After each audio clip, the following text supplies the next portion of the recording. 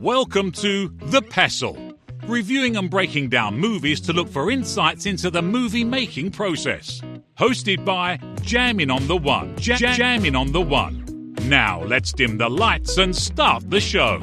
Welcome, everyone, to The Pestle. Today's show is brought to you by the Maggot Squad, living outside the law and inside of your skull. The Maggot Squad. Catch you live on Funnel Tuesdays. Welcome, everyone, to The Pestle. I am Wes.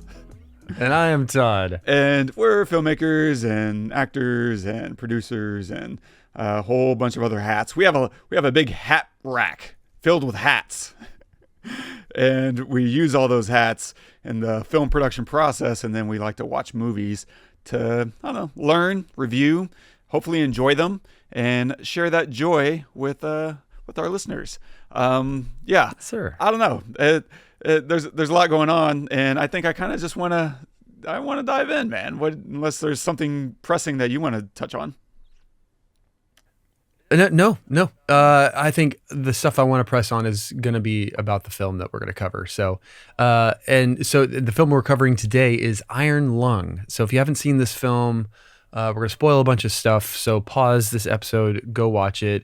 I don't know if it's still streaming in theaters. It's not in theaters up here anymore. I caught literally the last showing of it, which is interesting. And so it might be, I don't know, maybe it'll be out soon, maybe by the time this episode airs. But yeah, pause this episode and go watch that because we're going to spoil a bunch of stuff. Yeah, we'll dive into as much as we can. Certainly touch on a little bit of the cinematography, talk about some of the detail shots, as well as coloring in post and the effect that can have on your story. And we'll also touch on some of the story and writing, talk about pacing, talk about exposition, and other such stuff and things and stuff. And a quick synopsis of the film.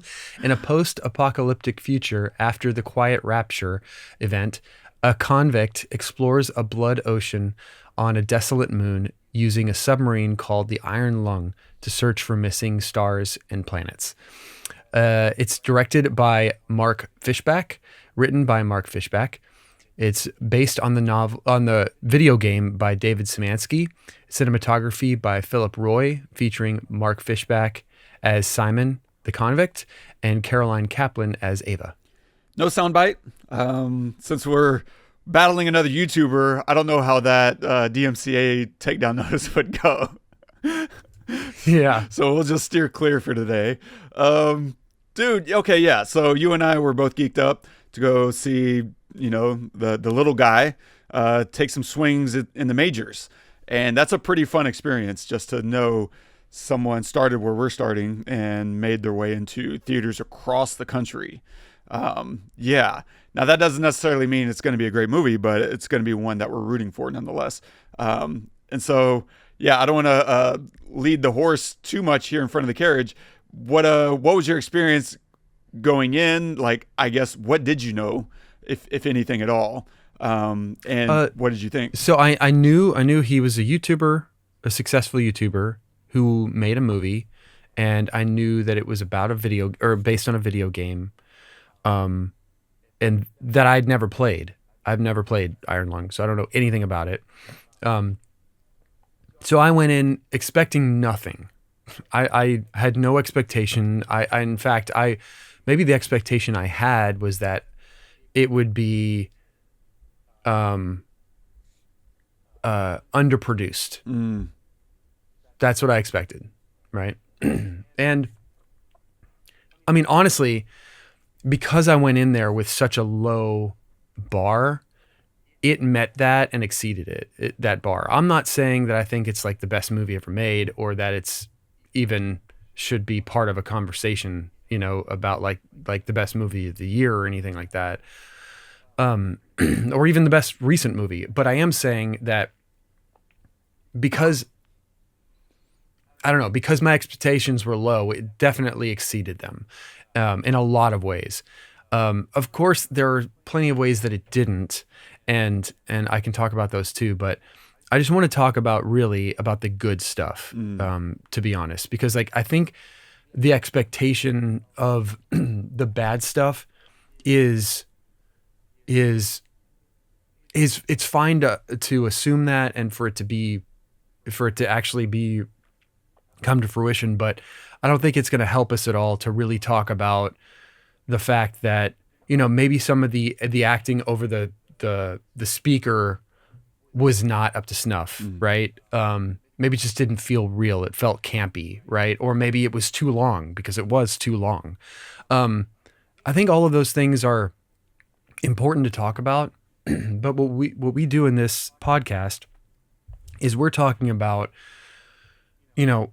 films that at least most of the time, most of the films that we cover are films that have seemingly unlimited budgets, right? They have like $100 million budgets, and there's no excuse for,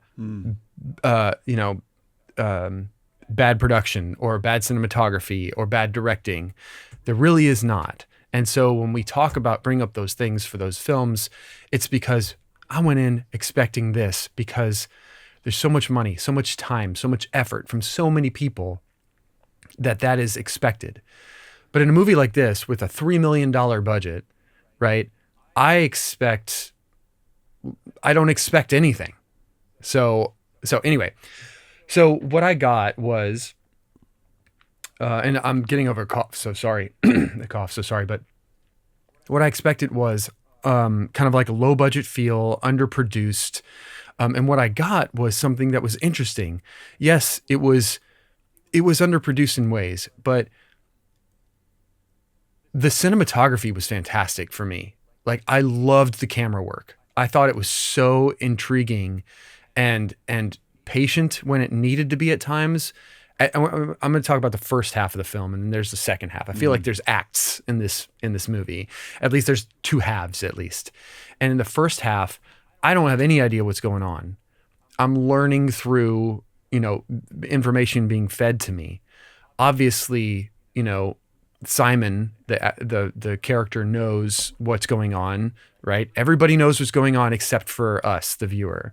And so we're having to learn through, which is a hard place to be in terms of writing, because the writing has to inform us without us feeling like they're just regurgitating the same shit that all of the characters already know. And I think it did a decent job of doing that. At least I felt like that in the theater, and I've only seen this once. So, but I liked the camera positioning. There's some moments where it's just static and we're just hang on a spot for a while. Some moments where there's a really slow push in, and we're always in this space. We have this confined space that we never leave, right? And so how do you make that interesting and not boring? And I think they do a decent job, at least in the first half, of introducing us to new sections of the Iron Lung. We get the front section, and then eventually we learn about this back section with the button where he can take a picture of something.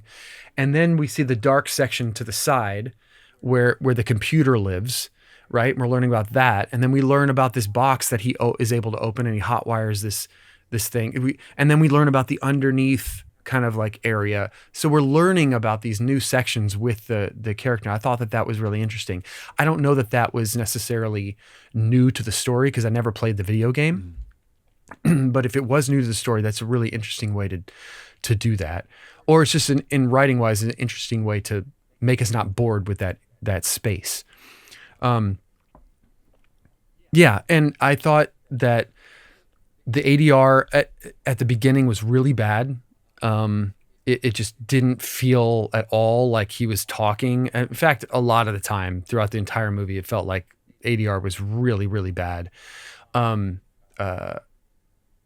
But a couple of things to add good is that I thought that the continuity, because if you think about this in terms of like the making of the film, and later on in the film where he puts tape over the button so that it just keeps taking photos, right? And then you think about continuity with editing, where, okay, I'm going to put tape on this, and then I'm going to go down underneath the crawl space, into this crawl space, and do a bunch of stuff. And every few seconds, this flash of light comes on. It stays on for a certain amount of time, and then it goes off. You have to take that into account when you're shooting, to make sure that you have continuity for the edit to have continuity. And I thought that's like a really complicated thing to think through of, okay, the light comes on and then it goes off and he's here. When it comes back on, he needs to be here, right? And then when it goes off, okay, fine. But then when it comes back on, he needs to be here. And I thought they did a really good job in that regard of continuity. And then while the camera work at the end was nauseating and kind of felt cheap because it was just all over the place. Like it was too much. There's one thing to have a lot of camera movement to make things feel frantic. Is another thing for it to be obviously hiding stuff. Like that's what it felt like. It felt like they were trying to hide certain things, and so they were just like making the camera crazy, and it was just making me sick. I just wanted it to slow down. I wanted the camera to slow down so I could see what was happening, because honestly, I felt like the blood and the makeup work, or the, you know, all of the vine things or whatever that were growing on, I thought that was awesome. I mean, we're talking about a $3 million budget here, right? And I felt like half of it went to the last 10 minutes of the movie, yeah. Honestly. Because there was just so much going on, and him like drowning in this blood, and just like, I thought it was really super cool in that regard. So that to say, and then I don't know if you noticed, but you know, Elle Lamont, she's in it, right? Did you notice that? Yeah. And Vicky Boone did the casting, and I was like, is this an Austin film? What is going on? Was it an Austin film? Yeah. They shot for 35 days on soundstage. I'm guessing it's the airport. The old airport soundstage is what I imagine. That's where we shot like Friday the 13th, and a bunch of stuff has been shot out there. So probably, and it's right next to Vicky's office. Yeah. Okay. Anyway, this is a little moment between you and me.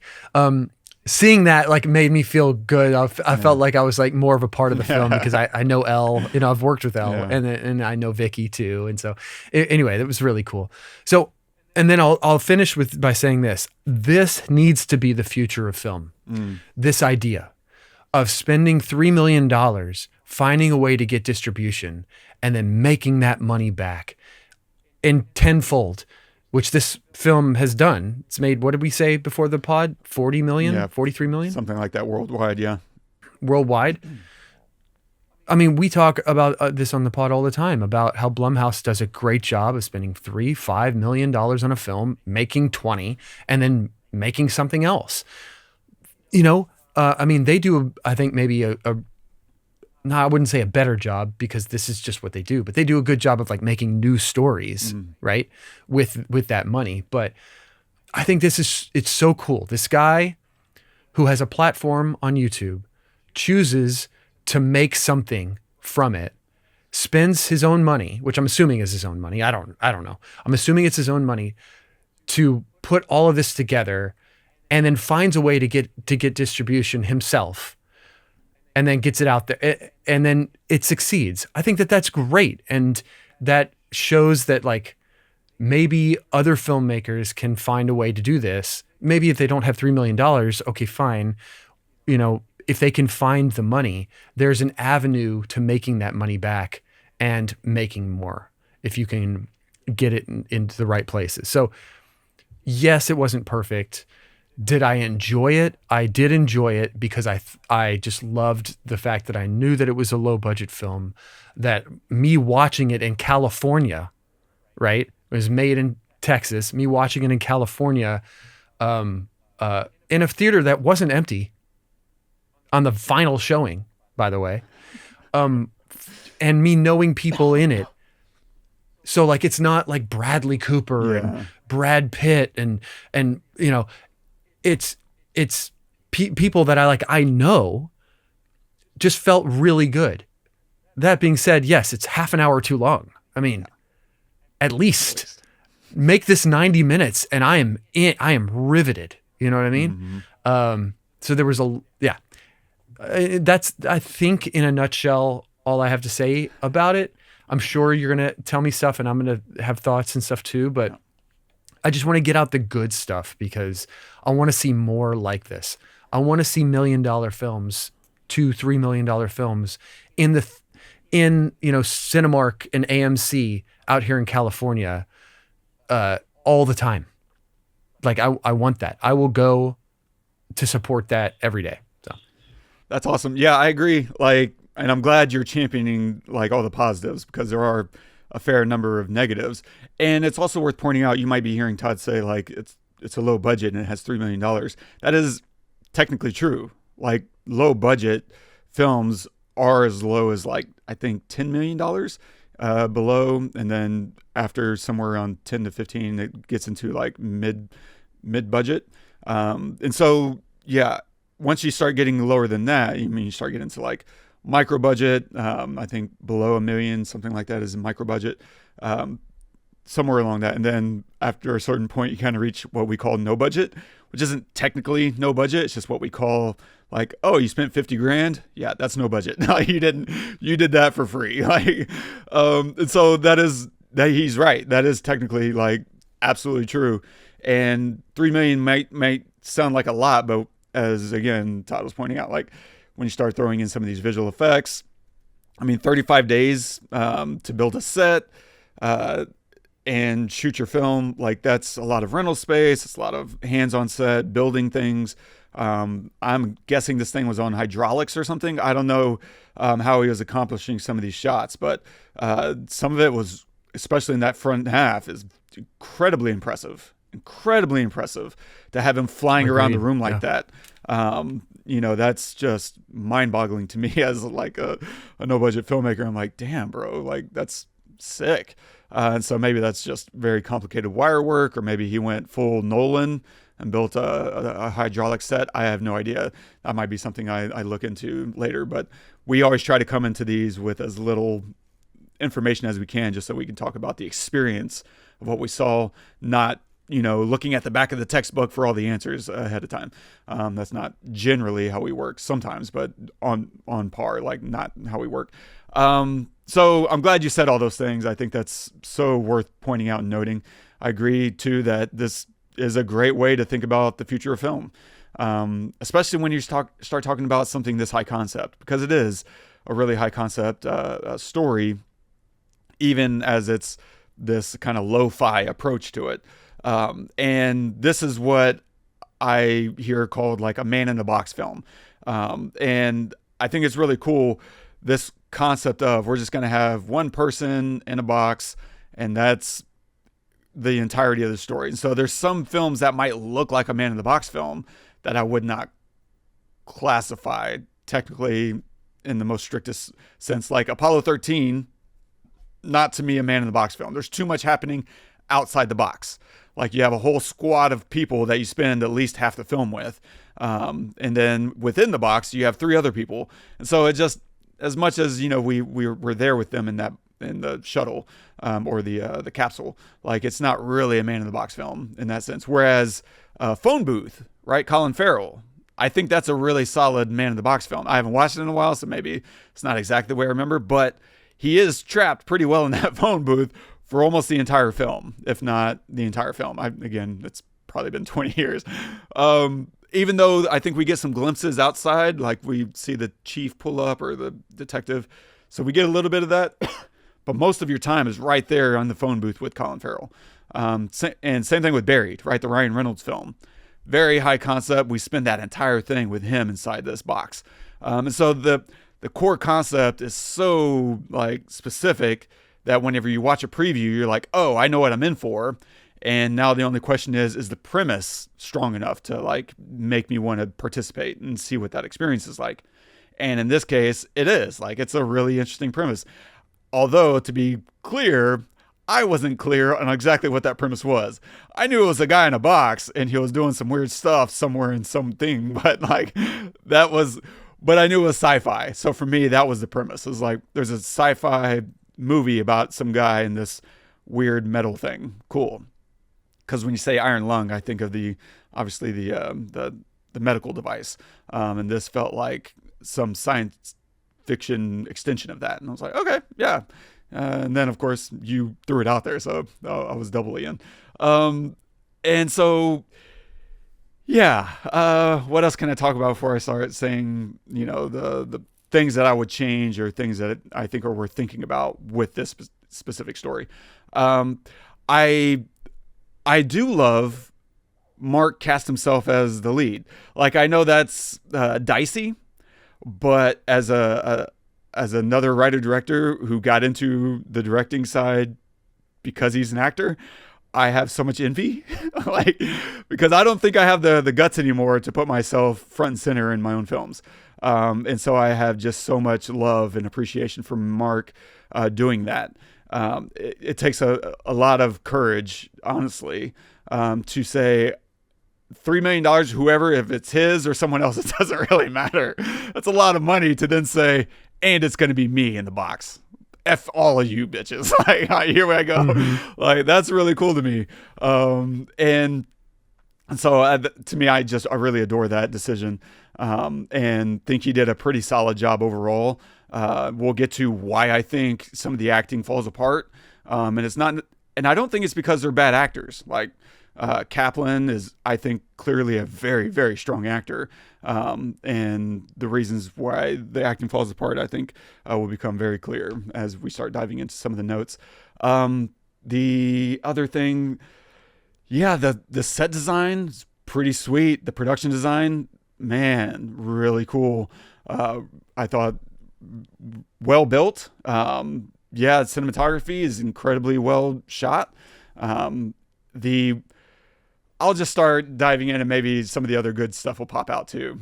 It's been almost a week since I watched this, so some of my memory is a little fuzzy. I tried to watch a bunch of clips coming into the show, but there is a lot of fuzziness. So, as usual, correct me whenever I screw things up. And you've always been great at that, sure. So I really do appreciate that. And so, okay, one of the things that bothered me, cinematography-wise, was,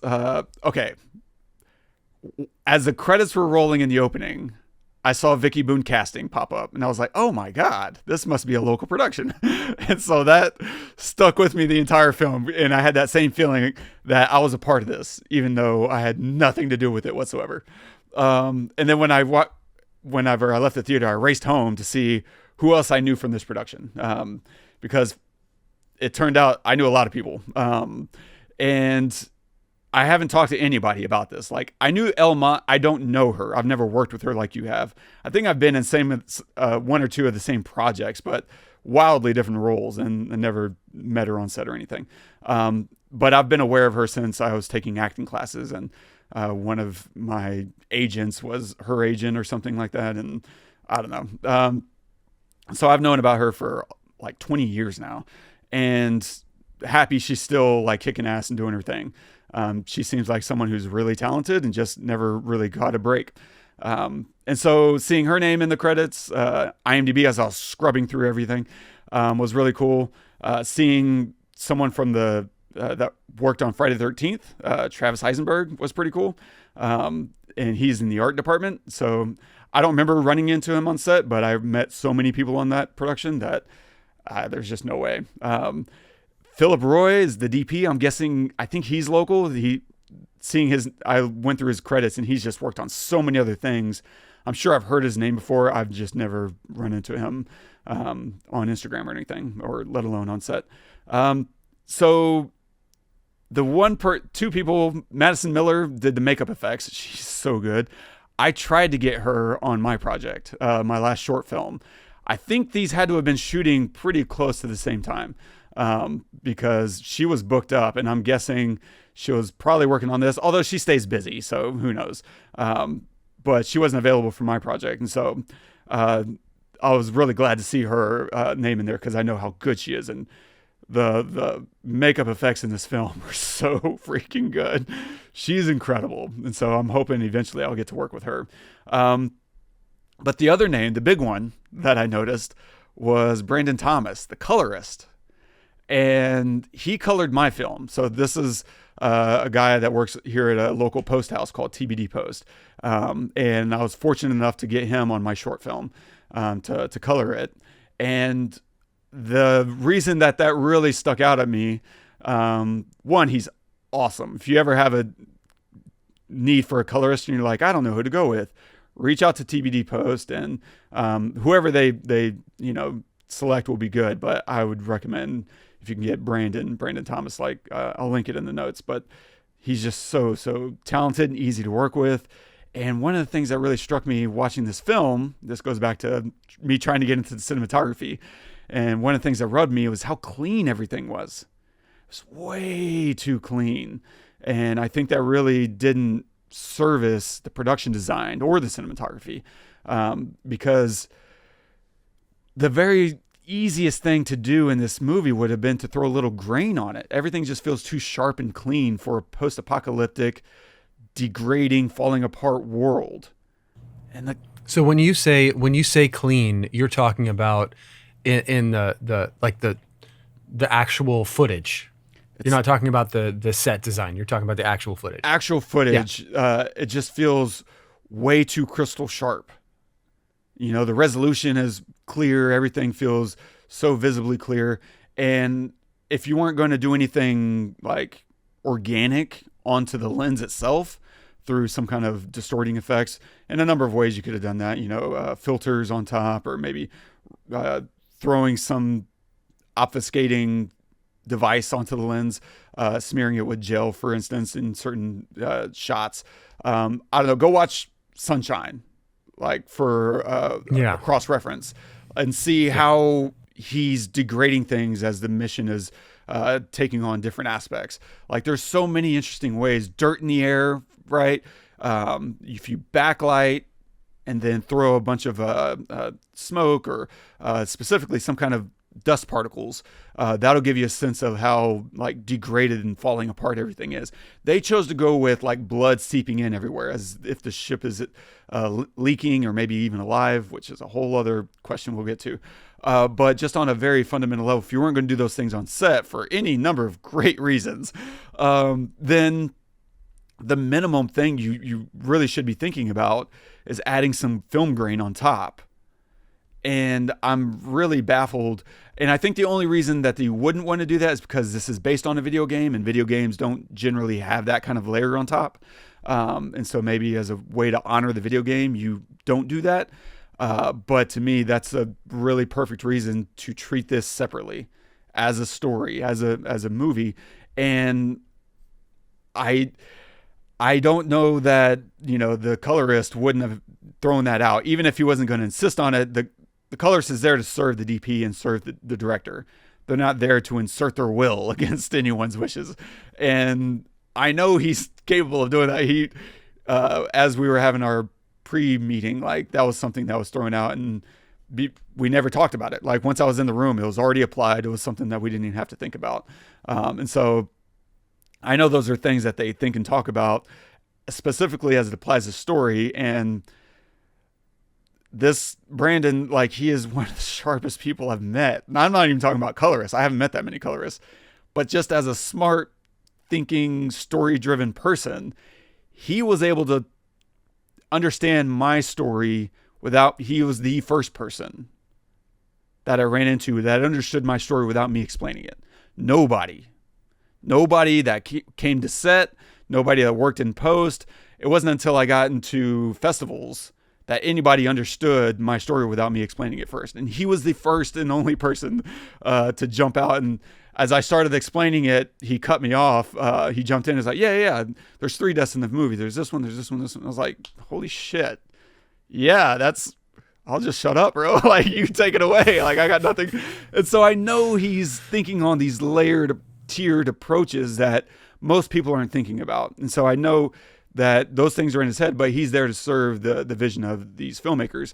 And so that's not something he's going to insist on. And so there's so many things I think would have been logical to do at a minimum on post, that I don't know that you wouldn't want to do. Everything just felt so neat and tidy. And I understand why you don't want to have things floating around in that space. Those characters wouldn't want things floating around in there. They would remove and keep everything as clean as they can to prevent like damaging the vessels. So that makes sense. I think that's a good story logic for why those things aren't happening within the ship. But that doesn't mean there aren't other levels, secondary knock-on tiers of degradation that you don't want to see. Anyway, that was one of the first things that dropped that, made me sit up and take notice.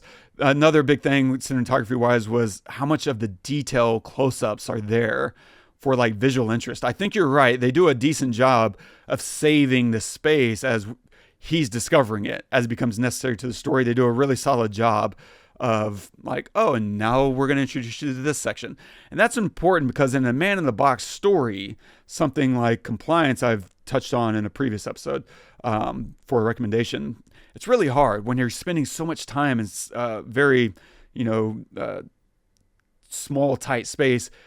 You need to save room to create visual interest later in your story. Because if you shoot through that in the first, 10 minutes, then suddenly there's nothing visually interesting left. That's it. You've kind of blown through it. And so I think you're right whenever you point out like, oh, there's a crawl space and there's the computer over here. They still shoot through like most of that in the first 10 minutes. But like we see the X-ray thing pretty quickly. And then they do save the crawl space and the computer for maybe like 30 minutes in. I think we see the computer thing.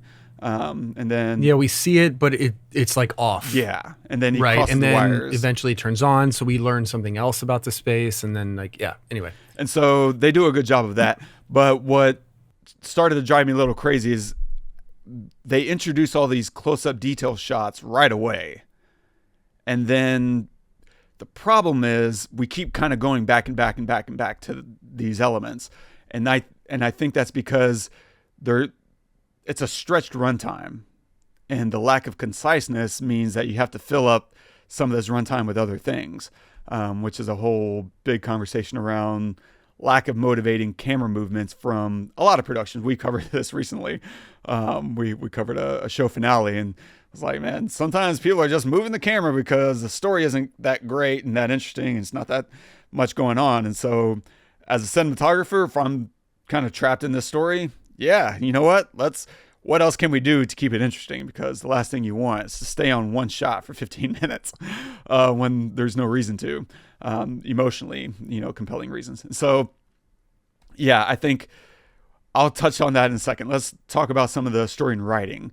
The X-ray photos, very cool idea, and I thought really well executed on a visual level and on a storytelling level. Because it gives us, the audience, something to do, right? We're inspecting every single one of those photos for clues, for horror, and it creates a really nice layer of tension. And because it works especially well when Simon himself isn't really paying attention. Like whenever he's distracted talking to Ava and we're seeing those photos develop, we're like, whoa, what's going to happen? What's coming up? Yeah, exactly. Genius. Great. Really smart storytelling like device to keep us on the edge of our seats. Like, what's going to happen next? And then you start seeing weird things develop. And it's like, oh my God, what is that? What is that? So just a really smart device and execution through the roof, I think. The pacing was so slow, and I don't mind that in and of itself. I mean, I don't know, go listen to our Meet Joe Black episode. That's 3 hours. That pacing is crazy slow, and I loved it. I couldn't get enough. I mean, you're staring at Brad Pitt for 3 hours. You're okay. Him and Claire Filani. This is coming from two straight guys. And so I don't mind slow pacing whatsoever. But the problem is they're doing that here. There's all this breathing where there's nothing to process. You want those breathing moments to happen after something's happened that's significant, whether that's a revelation or some action sequence where you need to kind of let it all rest. And you're like, wait, okay. And you're starting to think of the implications and blah, blah, blah. Like there's nothing they're doing here that's giving you the necessity to breathe. Instead, it feels like it's trying to create significance through its pacing to say this is all important without really giving you a reason to think any of it's important. It's visually important, except there's nothing story-wise important. And that dissonance is like going to rub the audience. And that's eventually going to create tedium. And I think this is also where the acting comes into play, because whenever you start to have this overacting, which is what's happening, like Kaplan and Fischbach are both overacting because the story is so weak. And when your story is lacking dramatic character choices and clarity, you start to offset that lack of tension with yelling and with pointless remarks. Whereas a really good scene is accomplishing something specific, right? A really good scene has a kind of a mini arc that's a part of a bigger arc that in itself is a part of one big arc of the movie. And so a scene is usually a part of a sequence, and that sequence is trying to accomplish something. And so if you don't have these very clear driving forces, you start to fill up that space with like, well, what's interesting about the scene? Not that much. Okay, well, at least we can yell at each other. And that creates a faux sense of drama. And that's all that's really happening is these characters are yelling at each other, but kind of just repeating the same shit over and over and over. Like, we know you want to get out of that tank. I mean, that took all of one sentence for us to like beat it right there with you, because no one would want to be stuck in there with you. So you don't have to keep selling us on that. That's should become this underlying drive that we all feel, that you don't have to keep screaming over and over. There's moments that if you don't say it, 20 times, then you can say it 3 times, that suddenly it's spilling over and you just have to say it, as opposed to just kind of hammering it home, every 5 or 10 minutes. That becomes melodramatic and just boring, which sucks because it's a pretty good driving factor, but you don't want to bore us with it. We need something else. And that, I think, plays into a little bit of how much is confusing about the story. There seems to be a lack of exposition and figure it out mode to this whole thing, which, as you said, and I agree with, is not necessarily a bad thing, right? I love that we have a lot of space to engage with the story, and there are plenty of clues and context to piece some things together, but maybe not quite enough for any like revelations. There's never really any aha moments. Like, I never have this moment where I suddenly understand, where it all crystallizes in this one thing. And so there's just this lack of clarity and a lack of clear stakes of why this is all happening and what is happening. And at times it feels like they're trying to drive home the point. But it doesn't really help. Like, we're going to ram this thing. We're going to get whatever, a sample, right? And we're going to take this sample and could be everything, but we don't really understand. Like, even the opening that's supposed to be take the place of the of like a on-screen text that like Star Wars would do, right? The text crawl, or Gladiator, right? Kind of opens with this pretext of, here's the world you're entering. Instead, they do this just dramatic voiceover artist who's just here and gone. Like, I don't think we ever hear from this guy again. Maybe he's the demon himself. I don't know. It's not clear, but he talks about the Quiet Rapture, and I don't know. It's hard to understand. And then it ends with something about an ocean of blood. I honestly immediately did not understand what ocean of blood meant. I thought that was like a metaphor. And yet we get submerged into an ocean of blood, and that literally just did not click in my brain. And I see the ship dripping, and I was like, oh, is this guy bleeding? I really didn't understand we're in an ocean of blood because I didn't read anything about this story. And I don't think it was even until I got home, or maybe at some point in the movie I started like, wait, is the ocean itself blood? I don't know. I was just tossing and turning a little bit, trying to understand the movie. And so at some point, I think just having a little bit more clarity where, I don't know, the intention of what they're trying to discover with the samples at the bottom of this ocean is, and maybe some theories about why this is an ocean of blood. We're looking, I don't know, but the nature of the style of dialogue becoming so mumbly and just kind of mumbly to each other, I think there's just one too many things obfuscating clarity. I think it's all there. Now, I'm not saying it's not all there. It is. It's just not clearly there in a way that lets even the dum-dums in the back row like me in on like what's happening. And so I don't know. I assume you picked up right away. This is an ocean of blood, and he's exploring it. Did you understand why he was doing what he was doing and all those aspects of it? Not at first. Not at first. I did the whole ocean of blood thing. I assumed that, like, I don't know. I just kind of like, okay, it's real, an ocean of blood, and that they're on another planet, they're on another moon. I think they were just like searching for something. I can't remember what it was, but they were just like, okay, they're searching for something in this ocean of blood. Yeah, I don't know what else to say. I think I kind of got that a little bit, but I didn't know. Okay, so what did I get? I got that it was an ocean of blood, that he did something, like he is a prisoner or a convict, right? They call him Convict. And that because he's a prisoner, in order to get his freedom, he needs to go do this exploration thing, but he hasn't been told anything. So he's learning that with us. So that's why I kind of felt like I didn't need to know that, because then I would maybe learn it throughout the rest of the film. But you're right.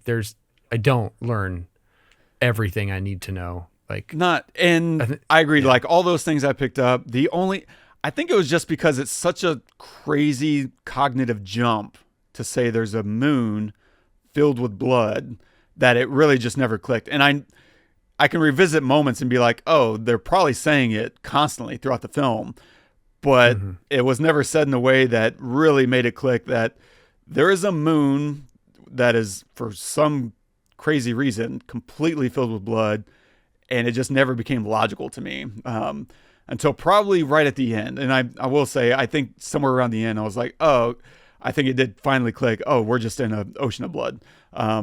But that was because of the kind of the Cthulhu aspects of the story. Because once we get somewhere towards the end, I was like, oh, this is an eldritch Lovecraftian monster. I just assumed Cthulhu, but it could be any number of different eldritch horrors. Because this is clearly a cosmic horror film, which I was really excited about, because that's something you don't really see. You don't see a lot of cosmic horror films of this variety. And so that really did excite me. And I think that is exactly where it clicked in. I was like, oh, we're in an ocean of blood because he's clearly been like devouring all of humanity, and dumping the bodies here or something along those lines. Yeah, I don't know. It really, and I'm sure people are like rolling their eyes at me because like, how could you not know that? Like, why would you assume that? For that, I had the exact opposite reaction. Like, why would you assume there's a moon filled with blood out there? That's fucking ridiculous.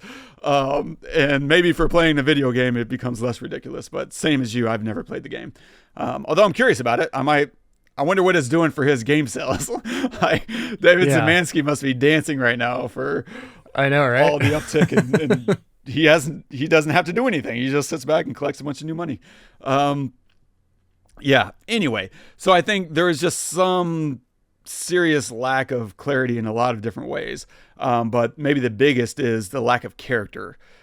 Because I could get through all those things, like the weirdness with the blood. I was pushing right through. That didn't really hold me back. I was confused, but it didn't hold me back from engaging with the story. What did start to hold me back was just, why do I care about this guy? Like, I don't really know what he wants other than to be a part of their society and to get out of this cage. But other than getting out of the box, like, I don't know anything about their society, so there's nothing to really latch onto there. And I don't particularly like this guy. He just seems like I don't know. I don't know what he did wrong. That I don't know if that ever became clear. I don't know what the whole flashback with the tree and the stars is, other than him finding out that the whole universe is dying or something. So the thing that I got from what he did wrong was, like, it seemed like, and I don't know for sure, but it seemed like he was part of some kind of uprising or revolt, and the people he was doing that with blew up a station or like a and killed a bunch of people. Right. But he wasn't a part of that. Like, he was a part of the group, but he wasn't a part of that actual thing happening. And and he didn't want that to happen, but it did happen, and people died, and so now he's a convict. That's right. Yeah, I forgot about that part. Yeah, sorry. Again, this has been almost a week since I've watched it, so I've watched. I get it. A million other things. I'm a little fuzzy, but you're absolutely right. That was a part of that story, and so beyond like his immediate needs, I never got a sense of what else he is trying to accomplish other than rejoining the culture and society. But to the extent that we know about that, it doesn't really matter too much.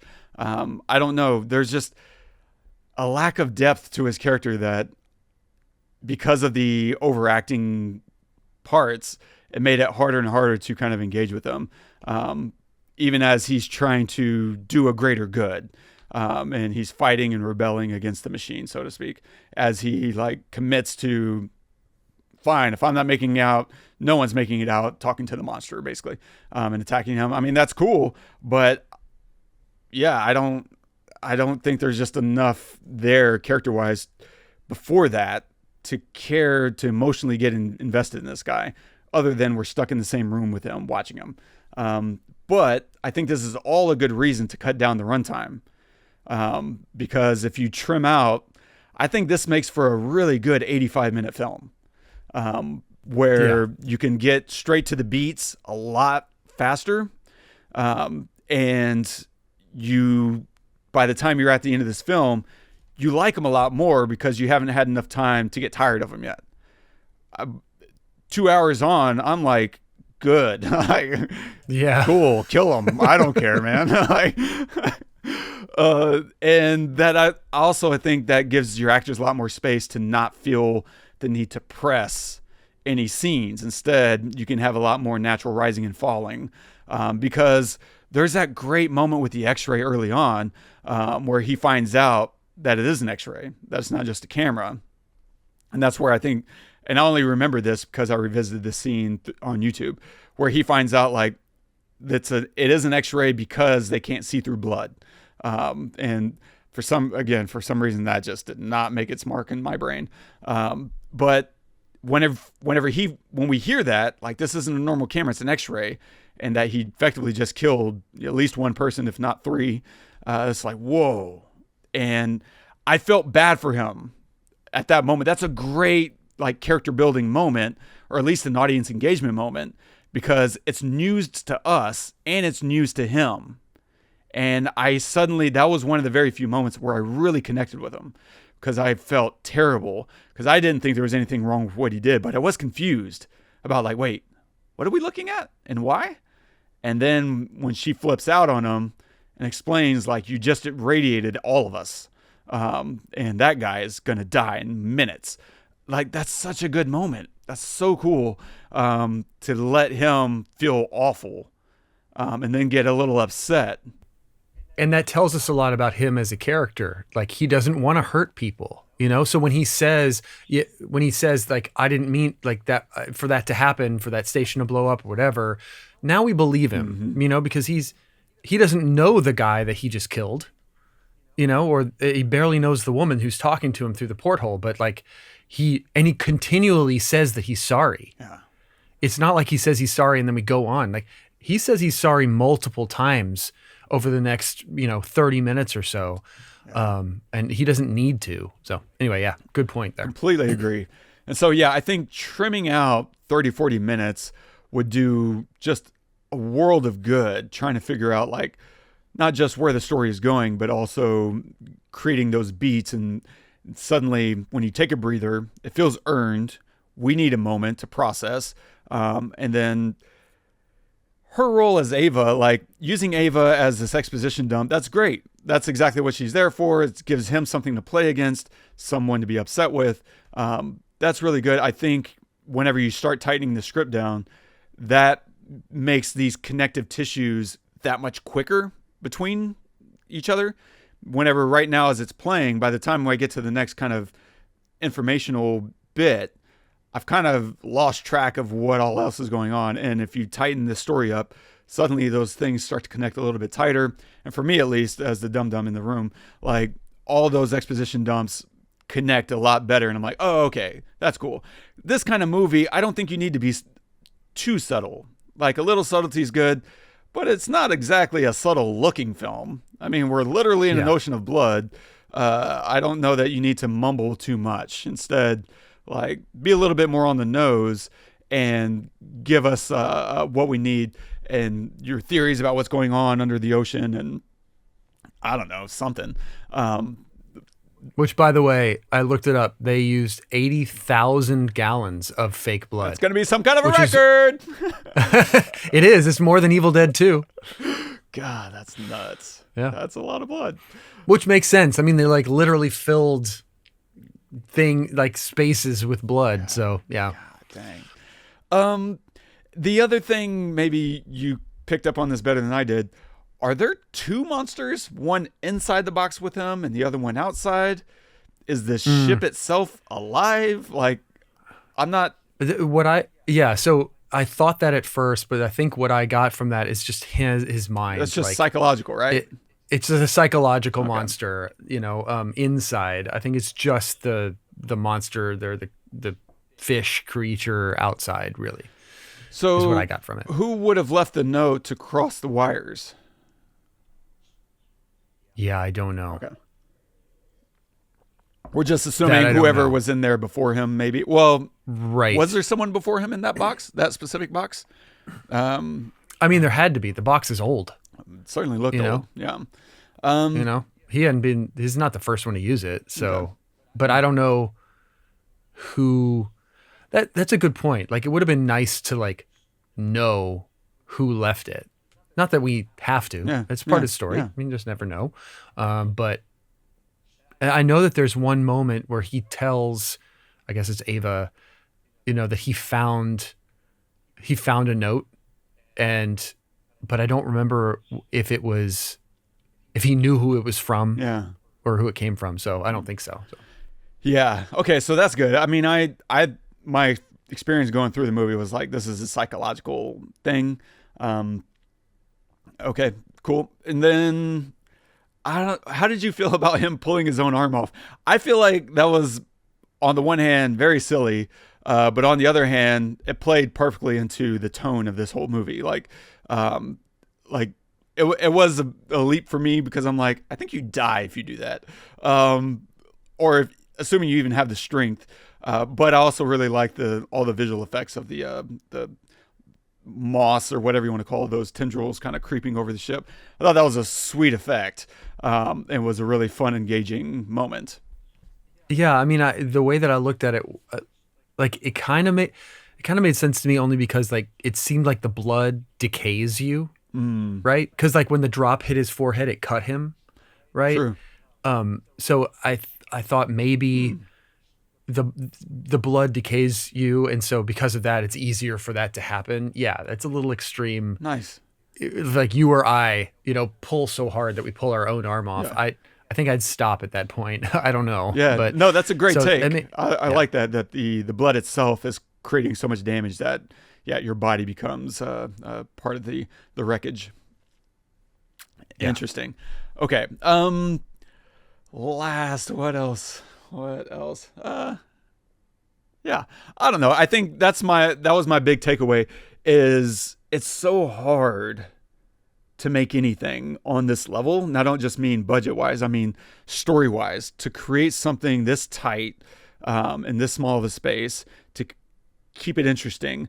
I think you really do yourself a service by doing a couple of things, keeping the runtime much smaller, and then also much more focused by making sure the audience on the front end, as close as possible, somewhere in that first act, to make it crystal clear why they're doing what they're doing, and in a way that's unavoidable. And I think it was just a little too avoidable for me. Like, I watch a lot of weird movies, so this isn't like my first time out watching an indie film that's weird. Like, we love Primer, and so I'm more than capable of catching up to speed, of an odd story.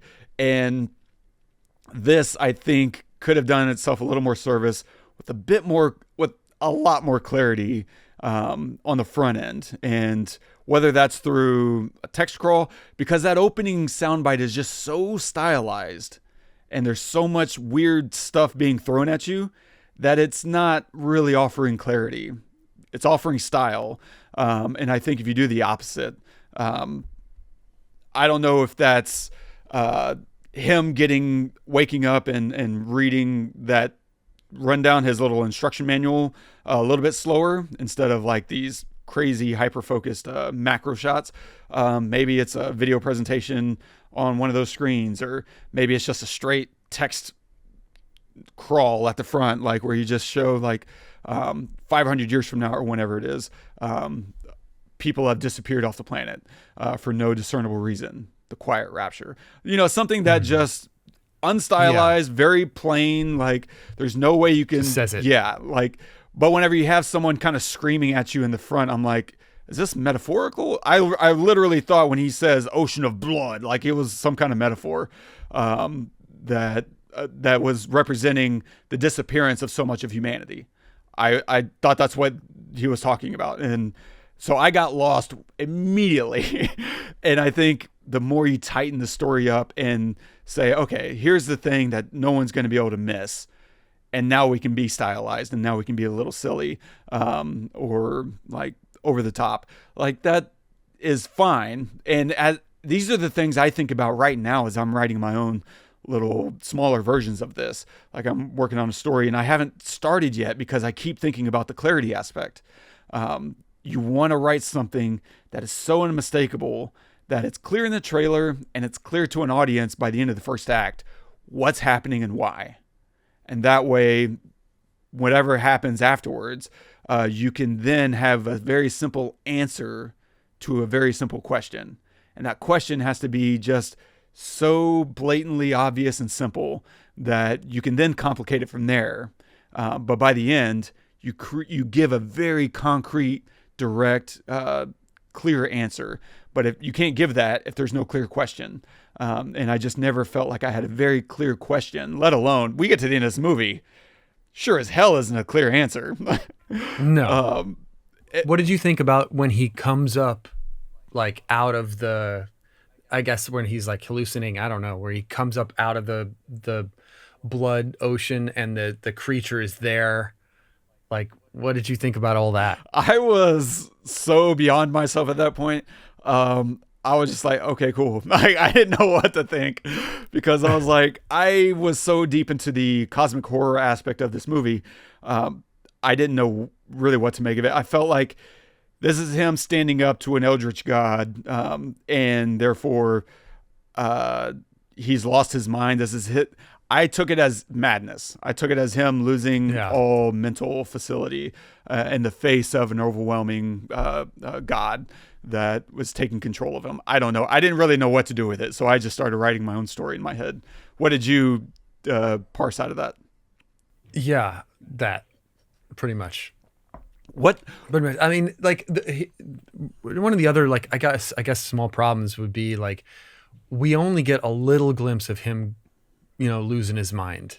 I would say that like where we see it, like you can feel it through the editing or when he's standing there just like staring at nothing or whatever. But that's different than like seeing a shadowy figure walk across the screen behind him, or him, hallucinating coming up out of the blood ocean and seeing the creature, or, like we only really see a couple of things like that.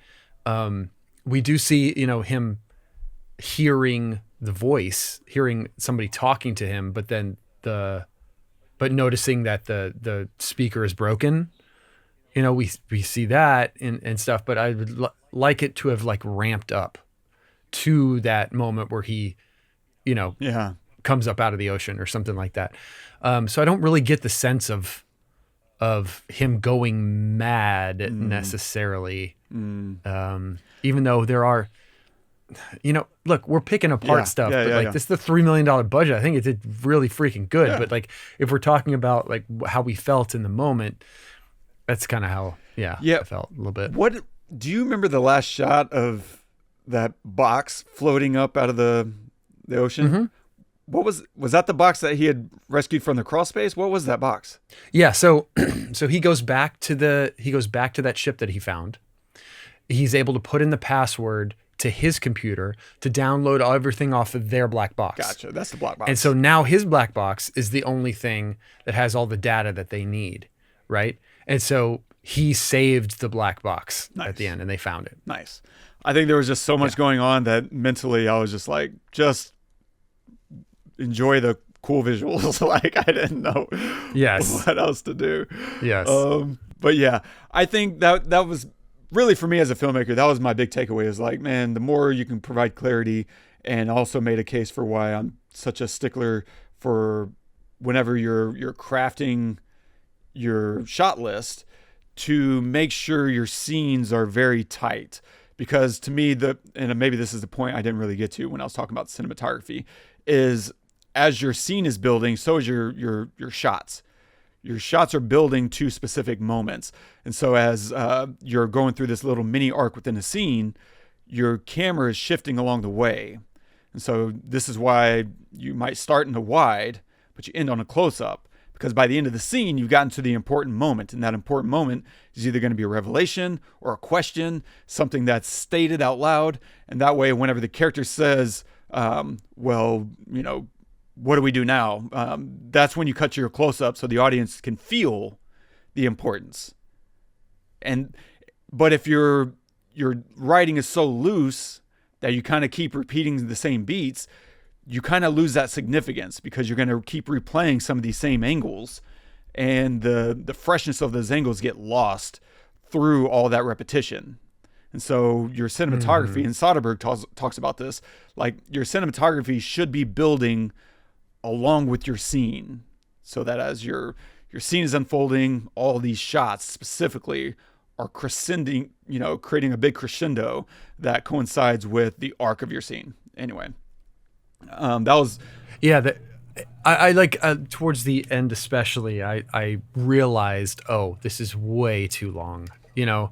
Like, it's one thing to have long drawn out shots at the beginning of a film, right? You're just setting a tone. You're like letting people understand where you are in space, who the character is, like giving them a little bit of introspection allows you to understand that they're a little bit deeper than what you have already seen.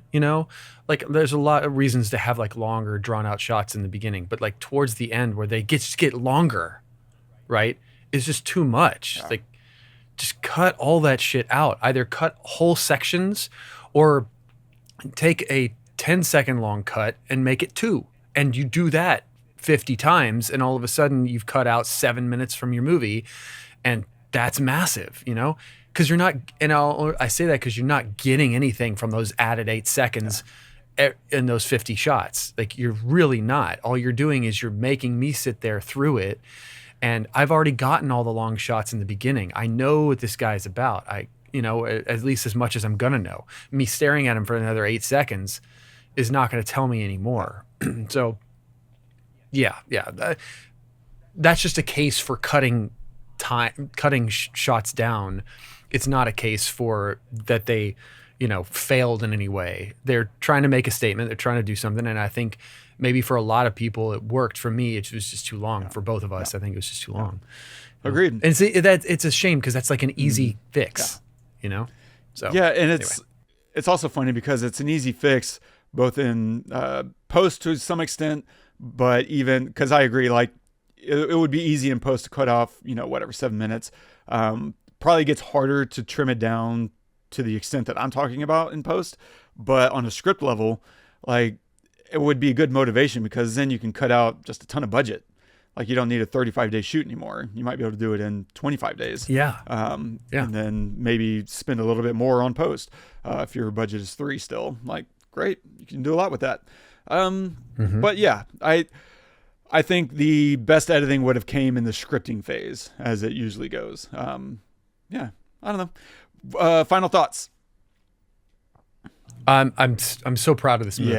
Yeah. I'm proud that it exists. I'm proud that Mark made this. I'm proud that he cast himself, because fuck it. You know what I mean? Like, I'm proud that he found a way to get it distributed, like used his platform, his leverage, of having 35 million followers or subscribers. And I'm proud that he only spent $3 million and that it's made more than 10x that. And I really think that, when we look at streaming platforms and we look at the way that Hollywood and just filmmaking in general and like releasing films has changed over the last 10, 15 years, this has got to be the future. It has to be. You cannot spend $100 million on a movie and maybe make 60 back, because it's not just, keep in mind, it's not just $100 million to make the movie, it's also marketing. Like, half the time they spend double what the movie costs to market it. I mean, it's crazy. It's just crazy. And then you get this guy who spends $3 million in this film, does limited marketing, right? But he has leverage online, and it does so well. So, we might get into an area where like only big YouTubers are making movies, and I don't want that. Yeah. But just the idea of let's minimize the excess. Let's tell an interesting story in a way that's cost effective, but that's engaging. And then put that out for everybody to like go to a theater and see. I cannot tell you, I'm just going to say it in every episode we have, how much better it is to see a movie in a theater than it is at home. And the reason is not just because it's a bigger screen. The reason is because I have to schedule it. I have to tell my wife I'm going to a film. I have to go buy the ticket. I have to, think about it ahead of time. Oh, I need to buy it today because I want to sit here in the theater, and I need to get this seat, and I need to get there at a certain time, or else it'll go on without me. I need to sit in this room with other people and experience this thing that's happening. And it's just different. And I don't want it to die. And I think this might be a way of saving it, where, more movies can come out. They can show more movies. Like, that's the part of the problem. And I don't know. So yeah, I'm very proud of it. I'm happy it got made. I'm proud of Elle. I'm proud of Vicky. I'm proud of everybody who, your folks that in it. Sorry. And I just hope that more films like this are made. Yeah. Yeah. It's fun, man. Yeah. It was really cool seeing Vicky's name on there, because like I've taken some of her workshops and probably auditioned for her. I don't remember. There are so many auditions, but seeing this was a local production, man, just very cool. And I'm glad that he makes it here. I don't know if he even lives here. I think he just likes creating in this community. And so that's super Makes cool. sense. Yeah. Honestly, and I can say this because I don't live in Austin anymore. Austin is a inspiring place. It is like, there are just so many people who want to make stuff, and I always felt it when I lived there. There's a lot of casting agents, right? There's a lot of talent agents. There's a lot of music. There's a lot of films being made. There's like studios, obviously. There's a lot of creativity in Austin, or at least there was. I don't know. I haven't lived there for 5 years, but it is something that does not exist where I live. And it's like a something that I miss. And so like being in a space like that is really inspiring. So it makes sense that Austin would be kind of like, a hub, or is turning, maybe hopefully is turning into a hub. Maybe something like this would be, like a conduit. I know that I've heard, and maybe you can correct me on this, I've heard that Texas is offering more and more incentives for filmmakers and stuff. And the fact that Matthew McConaughey is there and promoting that, I think they're building some giant studios there as well. So hopefully it just continues to grow to be the next Atlanta, or like hub, for filmmaking, where other filmmakers can go, and not just big ones, not just Hollywood ones, but like Mark, to make something like this. The important part, like whenever is the incentives, the tax incentives, because if without that, like all the studio stuff doesn't matter. I have family members constantly coming up to me and saying, "Oh man, everything's about to get crazy in Texas, right? Like they're building all these sound stages," and I'm like, no one cares about a sound stage. They're not going to shoot here if there's no incentives. Now, I'm not great point. advocating or not advocating for the incentive structure. That's a whole other conversation. But if there's not any incentive for them to shoot here, those sound stages will never get used. Whereas if there are incentives, they will shoot in old rotted out hangars. Like, trust me, I went to visit a set, a Kevin Costner set a long time ago. He made this movie called The Guardian, and it was with Ashton Kutcher, and it was about the National Guard or something, Coast Guard, I forget. But they were shooting that in Shreveport, and I had a buddy who was in it, and he was like, dude, come hang out on set. Because he knew at the time I was just writing.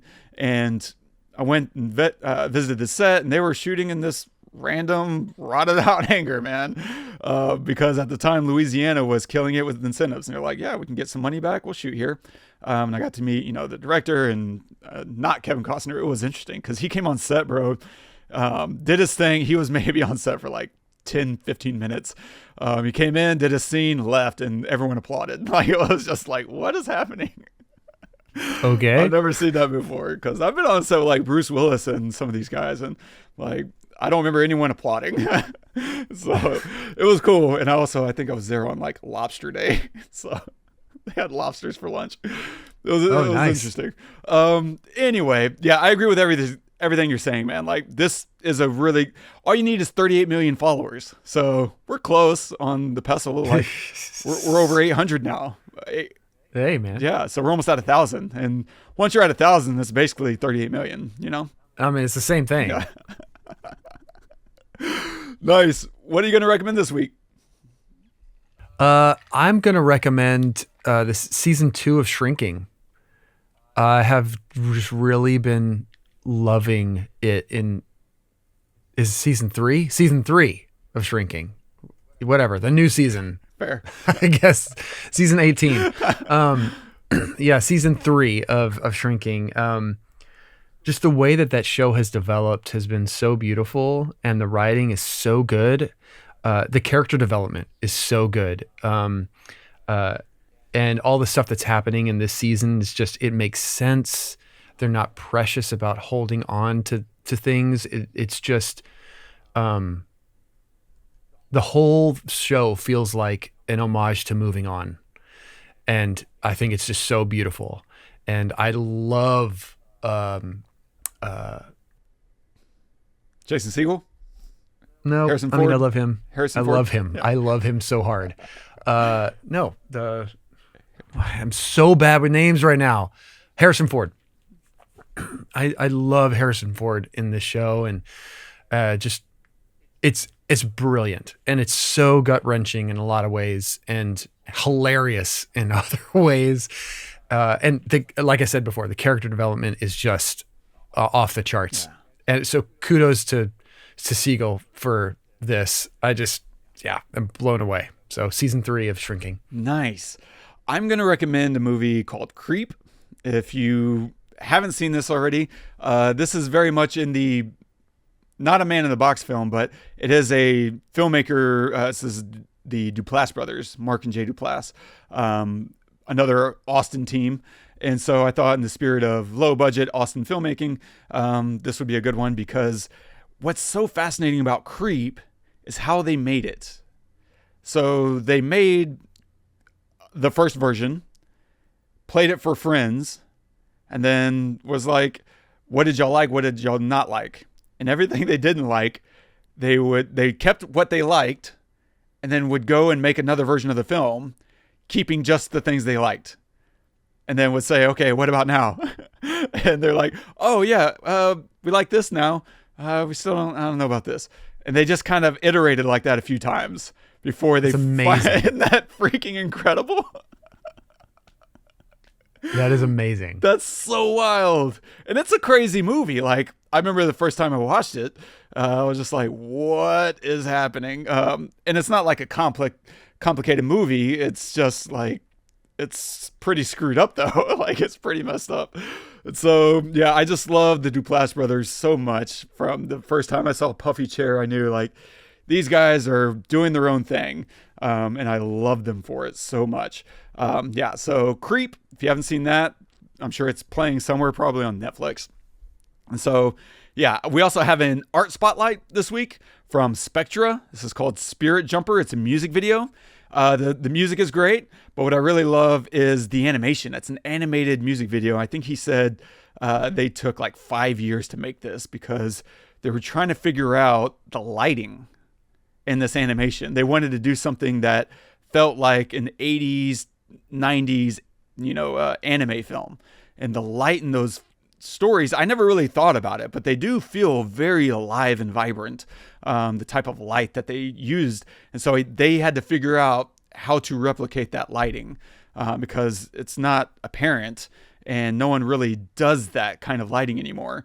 And so they have an article. I'll link the article. I haven't read it yet, but they have an article detailing their journey figuring out the light. And I think it's just a beautiful music video, and it's a good vibe. So yeah, check that out and read the article if you're curious, and stay tuned for next week. We're going to take a look at Gore Verbinski's new film, Good Luck, Have Fun, Don't Die. So I'm excited. I don't know what this is going to be. It looks weird and probably silly, but I'm down. We've been doing a lot of weird, silly films lately, so why not one more?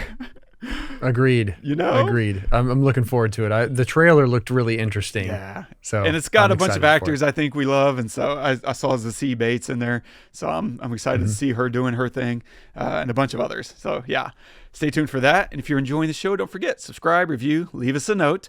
And I have a feeling we're going to run into some more passionate fans. This happened on RRR, where you and I dipped our hand in a cookie pot that, we weren't used to dipping in. So if you're a huge Iron Lung fan and you're listening to our podcast for the first time, be kind. We're doing our best here to, specifically me, Todd, I think you'll love. Me, you'll probably have a hard time with because there were some things I struggled with. And feel free to drop us a note and hey, here's the things we agree or disagree with. Happy to entertain, interlopers. And so if you want to comment on this episode on the YouTube channel, feel free, or on our website, you can go to thepestlepodcast.com/ironlung. And our quote of the day is from Mark Duplass. At the risk of saying you should make a self-indulgent film for your first movie, you should make a self-indulgent film for your first movie.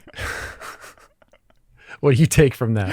I love it, man, because that's what I see whenever I look at, Markiplier. I don't know how to say his YouTube name. Yeah. But Mark Fischbach, when I'm watching this, I'm like, you know what? As much as I railed on the runtime, if you're going to sink your money, do it your way, man. And he did. I do still respect the fact that he put his money where his mouth is. He made his film the way he wanted to make it. A lot of people are responding to it, and I'm so happy to see that. I'm rooting for him, for sure. And you know what? If there's a time to do it, if there's a time to take a risk on you, it is going to be that first movie. Because from here, let's say studios start to say, okay, well, what can you make for us? There might become more constraints. And so if there is a time to really just say, this is the way I like to make movies, it's that first one out of the gate. Is to say, you know what? Fine, yeah, maybe the best version of this film that everyone else is going to like is a 90-minute film. But the one that I like is 2 hours.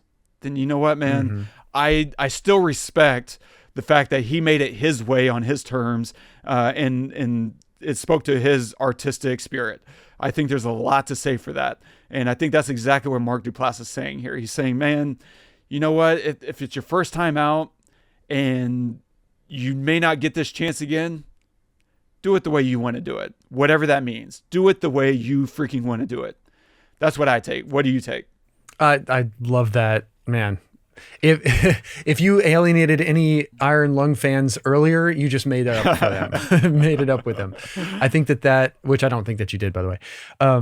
But I love that so much. It's the same, story of Rocky with Sylvester Stallone.